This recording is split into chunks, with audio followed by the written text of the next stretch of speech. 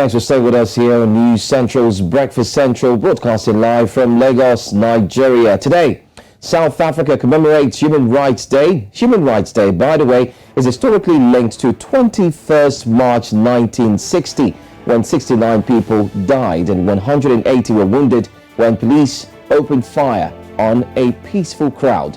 The crowd had gathered to protest against past laws in South Africa which forced people to carry identity passes. Now, the day comes one day after South Africa's opposition party, the Economic Freedom Fighters, declared a national shutdown against electricity power outages. Joining us to discuss this further is Executive Director, Human Rights Institute of South Africa, Corlett Letlojane. Good morning, Corlett. Thanks for joining us. Good morning, and thank you very much for inviting us. All right. This year's theme is consolidating and sustaining human rights culture into the future. Can you take us through why this theme has been selected? This theme is very, very key under the current political environment in South Africa. It is a theme that really is working hard to try and move people from where we are facing many challenges of basic service delivery, electricity being one of them. The country has been under darkness.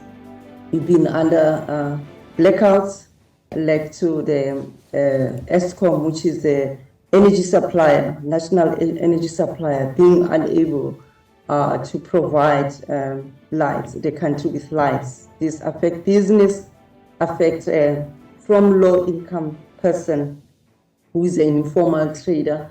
It affects families, health institution. So we have started a year ending it, a very, very frustrating situation of lack of electricity. All right, but how do most people mark this day today in South Africa? Do you think South Africans still adequately acknowledge this day? Do they hold it in high esteem? This day is actually losing its significance because in the past, as you have already alluded to, gatherings were prohibited. 2 people or 3 people gathering together was prohibited, and movement of people was curtailed according to what was called then a dom pass.